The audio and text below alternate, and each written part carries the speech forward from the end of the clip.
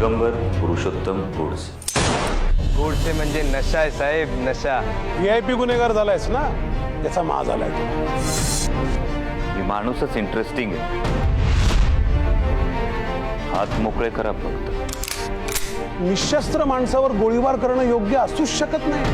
मी झाडलेल्या गोळ्या 51% वैयक्तिक कारणामुळे आणि 49% देशभक्तीसाठी.